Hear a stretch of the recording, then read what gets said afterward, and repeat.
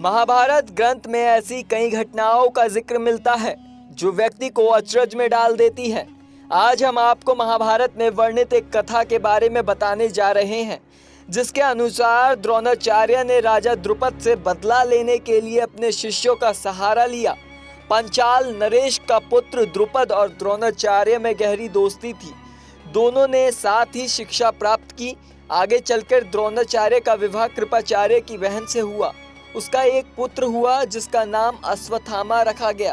वह अपने पुत्र से बहुत प्रेम करते थे, लेकिन गरीब होने के कारण वह अपने पुत्र की सही से देखभाल नहीं कर पा रहे थे। जब उन्हें पता लगा कि द्रुपद अब राजा बन चुका है, तो वह बहुत प्रसन्न हुए और अपने मित्र से मदद मांगने की सोची। वह द्रुपद के पास पहुंचे और उनसे कहा कि मैं तुम्हारा बचपन का मित्र हूँ। द्रुपद, क्या तुमने मुझे पहचाना? लेकिन राजगद्दी के मद में चूर राजा द्रुपद को द्रोणाचार्य का आना अच्छा नहीं लगा। तब उन्होंने द्रोण से क्रोध में आकर पूछा कि ब्राह्मण, सिंहासन पर बैठे हुए एक राजा के साथ दरिद्र प्रजाजन के साथ मित्रता कैसे हो सकती है? इन कठोर वचनों को सुनने के बाद द्रोणाचार्य बड़े लज्जित और क्रोधित हुए। तब उन्होंने निश्चय किया कि एक दिन मैं इस अभिमानी राजा को सबक जरूर सिखाऊंगा।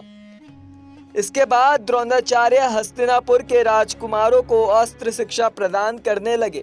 जब राजकुमारों की शिक्षा पूरी हो गई, तो द्रोणाचार्य ने उनसे गुरु दक्षिणा के रूप में पांचाल राज द्रुपद को कैद कर लाने के लिए कहा।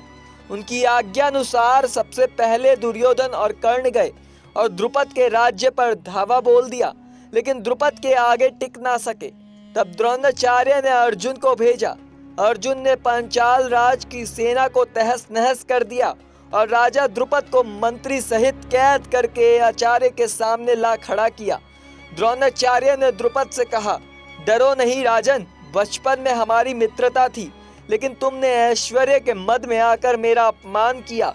तुमने कहा था कि राजा ही राजा के साथ मित्रता कर सकता है, इसीलिए मुझे युद्ध करके तुम्हारा राज्य छीनना पड़ा। लेकिन मैं तुमसे अभी भी मित्रता रखना चाहता हूँ, इसीलिए आधा राज्य तुम्हें वापस लौटा रहा हूँ। अब हम दोनों की हैसियत बराबरी की हो गई है। यह सब कहते हुए द्रोणाचार्य ने द्रुपद को बड़े सम्मान के साथ विदा कर दिया। इस जानकारी में इतना ही। मेरा नाम प्रवीण उपाध्याय है और आप देख रहे हैं नेक्स्ट 9 स्पिरिचुअल।